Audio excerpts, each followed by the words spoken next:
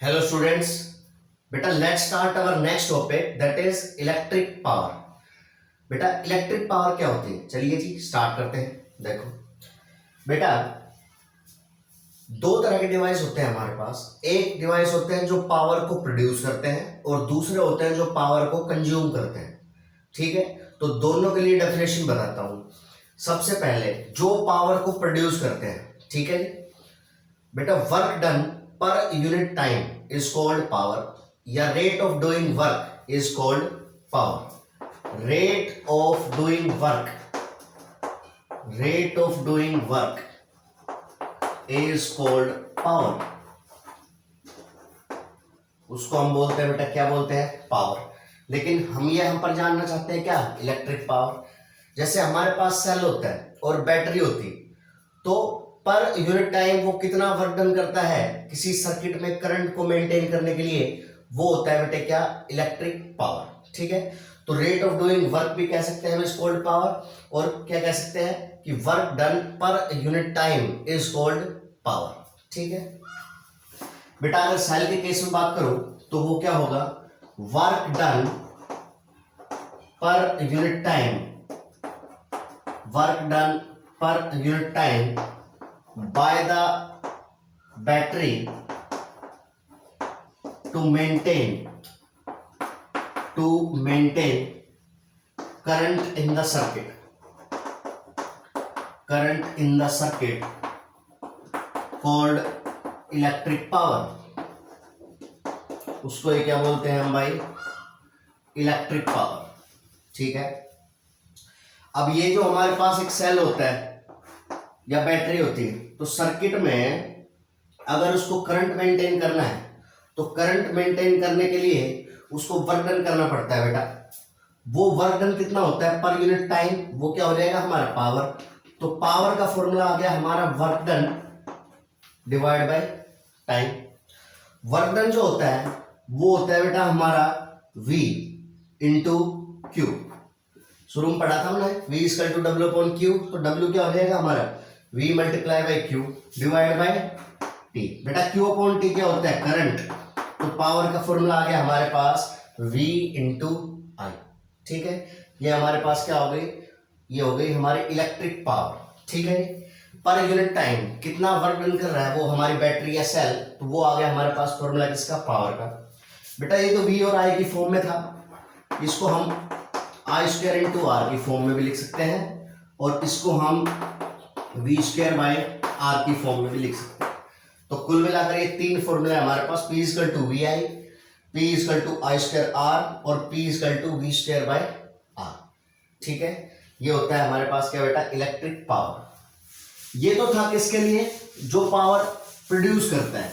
ठीक है, कई डिवाइस जैसे कि बल्ब हो गया हमारा, या हमारा फैन हो गया, वो पावर को क्या करते हैं, कंज्यूम करते हैं। ठीक है, तो नेक्स्ट जो है वो इलेक्ट्रिक पावर, वो हम उसके लिए डिफाइन करते हैं। वो कैसे डिफाइन करेंगे कि भाई किस रेट से हमारा जो कोई भी इलेक्ट्रिक अप्लायंस है वो एनर्जी को कंज्यूम कर रहा है, वो हमारा क्या होगा, उसकी इलेक्ट्रिक पावर होगा। ठीक है, द रेट ऑफ कंजप्शन, ये दूसरे के लिए है जो पावर कंज्यूम करते हैं। The rate of consumption, the rate of consumption of energy, the rate of consumption of energy is called power। ठीक है, यानी किस रेट से वो एनर्जी को कंज्यूम कर रहे हैं, इलेक्ट्रिकल एनर्जी को कंज्यूम कर रहे हैं, तो वो क्या हो गई उनकी भाई इलेक्ट्रिक पावर हो गई।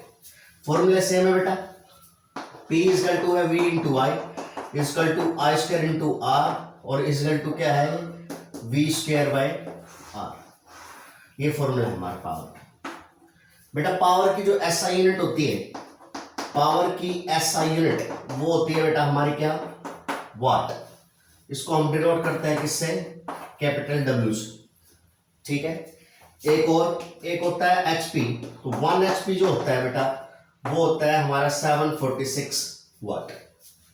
ठीक है जी, तो ये हमारा किसके बारे में था, इलेक्ट्रिक पावर के बारे में।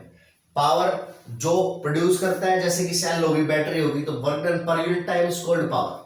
और जिस केस में एनर्जी कंज्यूम होती है तो rate of consumption of energy is called electric power. ठीक है जी, दोनों में फॉर्मूला हमारे सेम है। नेक्स्ट जो बात आती है वो होती है बेटा इलेक्ट्रिकल एनर्जी। क्या होती है इलेक्ट्रिकल एनर्जी? वो क्या होगी बेटा?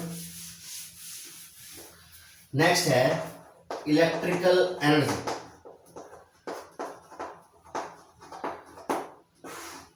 देखो बेटा, हमें पता है ना कि इलेक्ट्रिकल एनर्जी जो होती है ना वो क्या होती है? वो होती है पावर मल्टीप्लाई बाय टाइम। अगर मान लो किसी भी पावर प्रोड्यूसिंग डिवाइस की पावर P है, तो जितने T टाइम के लिए अगर चलता है तो कितनी इलेक्ट्रिक एनर्जी प्रोड्यूस हो गई? वो हो गई E equal to P multiply by T। ठीक है, किसी भी सेल की, बैटरी की कितनी इलेक्ट्रिकल एनर्जी प्रोड्यूस कर रहा है? वो हो गया पावर इनटू टाइम। और कोई बल्ब या फैन या कुछ भी है वो कितनी इलेक्ट्रिक एनर्जी कंज्यूम करेगा? वो होगी उसकी पावर मल्टीप्लाई बाय उसकी टाइम। तो जो इलेक्ट्रिक एनर्जी है उसका फॉर्मूला एक तो ये हो गया P इंटू टी। टी की वैल्यू पुट करेंगे तो एक फॉर्मूला हो गया बेटा VI इंटू टी, दूसरा हो गया I square into R into T, और तीसरा हो गया बेटा V square by R into T. ये हमारे पास फॉर्मूला किसका है? इलेक्ट्रिकल एनर्जी का। सेल या बैटरी कितनी इलेक्ट्रिकल एनर्जी प्रोड्यूस करेंगे और जो हमारा बल्ब है वो कितनी इलेक्ट्रिकल एनर्जी कंज्यूम करेगा। ठीक है बेटा, एक बात बड़ी ध्यान से देखोगे आप तो आपने जो जूल्स लॉ में पढ़ा था कि कोई भी डिवाइस जो है, कोई भी रेजिस्टेंस जो है वो कितनी हीट प्रोड्यूस करता है, वो भी सेम फॉर्मूले थे। इसका मतलब हो क्या रहा है? इसका मतलब ये हो रहा है सबसे पहले तो सर्किट में हमारी बैटरी जो है वो वर्क डन कर रही है। बैटरी जो वर्क डन कर रही है उस वर्क डन से हमें प्रोड्यूस हो रही है क्या? हमारे पास इलेक्ट्रिकल एनर्जी। कितनी प्रोड्यूस हो रही है? इतनी।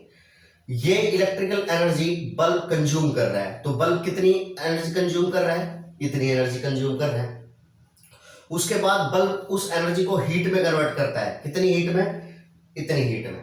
यानी कि कोई भी इलेक्ट्रिक अप्लायंसेस है वो कितनी एनर्जी कंज्यूम करता है? जितनी वो हीट प्रोड्यूस करता है। यानी जो चीज जितनी ज्यादा हीट प्रोड्यूस करेगी इसका मतलब वो उतनी ही ज्यादा इलेक्ट्रिकल एनर्जी कंज्यूम कर रही है।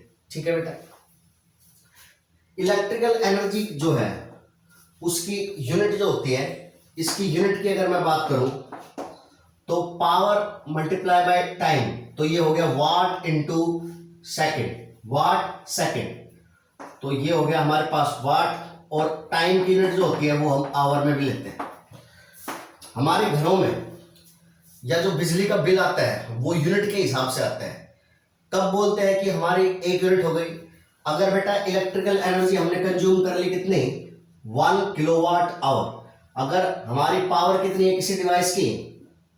जो कॉमर्शियल यूनिट है इसकी, यानी कि जो हमारा कॉमर्शियल यूनिट यानी कि जो बिजली का बिल आता है वो कैसे देखते हैं बेटा? वो हमारे यूनिट में आता है, पावर की यूनिट हो जाती है किलोवाट और इसकी हो जाती है आवर, किलोवाट आवर।